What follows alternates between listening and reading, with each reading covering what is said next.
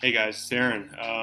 What day is it today? It is Sunday, 9:30, July 9th, 2017. So just a quick update. A lot of you have been following my story, my journey. So I'll just get right to it.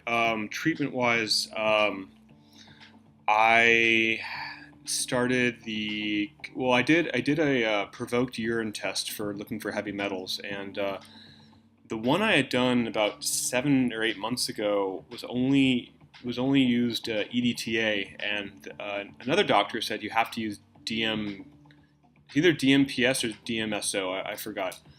So I did it with that similar test, just different company, but I used a different provoking agent, and I had some heavy metals show up, which is weird because the previous two, essentially, had nothing come up. So I don't really know whether to believe anything anymore. But anyway, I started a Dr. Klinghardt has a heavy metal protocol that I started. It's just simple. It's his cilantro tincture and then some chlorella.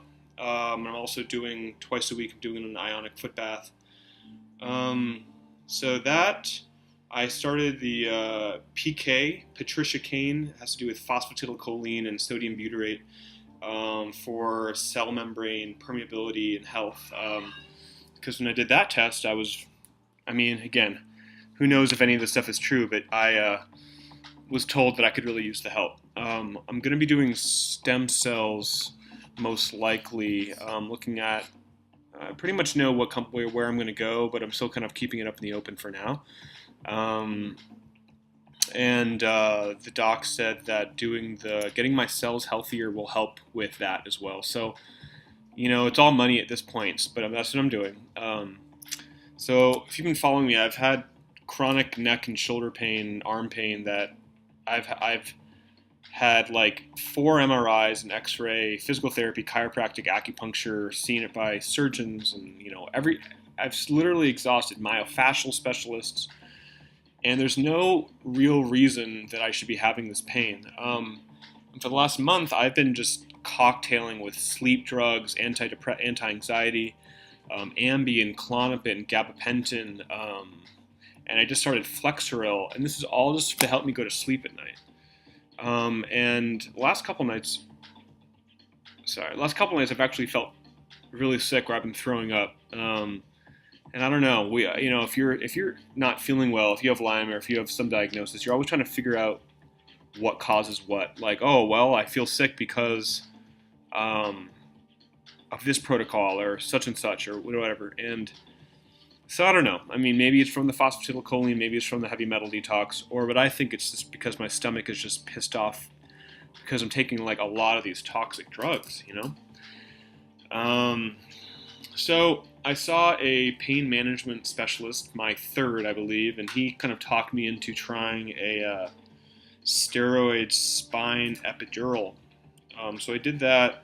Today's Sunday. I did that Wednesday, so July 5th. I was pretty much out. They put you out, kind of that anesthesiologist, and it did nothing. It's so frustrating, but I felt like I had to exhaust it, because he believed that it could have been coming from my spine nerve pain.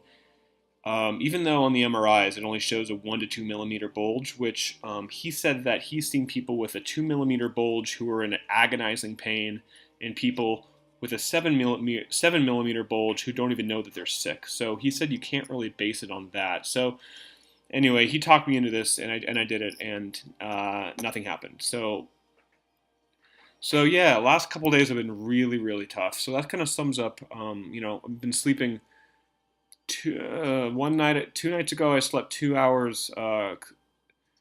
Last night I slept about 4 to 5.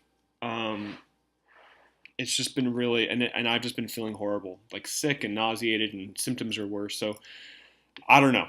I don't know what it's from. I don't know why. I don't know anything anymore. I'm just kind of hoping, getting going along for the ride. And this kind of brings me to the next kind of esoteric, spiritual, philosophical conversation. I before I started this video, I was feeling really, it's really sad, just very lonely and very sad, and it has nothing to do with any lack of support around me. It's actually, I have no external excuse if I was going to create an excuse for why I'm feeling this way. Like I have uh, family support, friend support, pretty much every support I can ask for. But nonetheless, there is this very lonely feeling and very sad and very like, what, I don't know, like when will this end? When will this move? When will I transition to the next phase of my life? And then my brain just goes into darker places, like not darker, just more yeah, things like things that are natural to think about, things like the passing of relatives, like my own mortality, like what am I doing? You know, you start going through these things about like what's my legacy? What am I here to do on this planet? Am I fulfilling that? Am I wasting time? What's going to happen when I'm really old? You know, your brain just goes to all these places, um, and then I remembered before I got sick, I would say maybe 2011, 12. Um, these feelings would pop up, but I was much better at, I don't want to say managing them because it wasn't that I was suppressing them back then, but I just felt like I had enough certainty. Like, all right, well, I'm feeling, I'm feeling kind of sad. It's time to wind down. It's time to go to bed. It's time to have a good night's sleep and wake up and feel good, you know? And all the things I used to have certainty in are no longer there. I can't say, oh, I'm going to wind down. I'm going to go get in bed. I'm going to have a great night's sleep. No, I don't know if I'm going to sleep at all. I don't know if I'm going to feel, if I'm going to be thrown up tonight. I don't know anything anymore. And I think that's what makes life even more unsettling than it even has been in the past when I was feeling great. Is that I have nothing to kind of rest against, or at least nothing, or at least everything I used to rest against can no longer be dependable. So that's something for me to kind of dive into on a spiritual basis and kind of look at that. Um, there's something else I wanted to share. I'm just trying to remember what it was. My brain is so foggy. Um, and so many of you have been reaching out to me and messaging me, and it's really nice. It's really nice to know that at least one person watches these videos, or at least even parts of it. Um, yeah, I was talking to a really good friend about this. So it has to do with, do I feel like I'm not evolving but devolving, or do I feel like I am, like, ever since I've been getting sick, I felt like, and I've talked about this before, I felt like every single way I could measure my own spiritual, uh, personal kind of human growth and evolution and expansion, I could no longer grow in those ways. So all the things I used to do, like, I'll just kind of list some of them. How connected I feel to myself, how connected I feel to others, how aware of my own feelings, my own energy body, how aware I am of someone else's feelings, how sensitive I am, how much energy and vitality I have, how calm my thoughts are, how calm my brain is, how relaxed I feel inside my body, uh, how the connection I would feel with other people. A lot of it had to do with the kind of my energetic body. So, sexually, yeah, definitely energetically, relationally with others, right? So there are all these kind of benchmarks that I would feel that ever since I started this journey about 18 years old to maybe 27, whenever I got sick, 26, 27,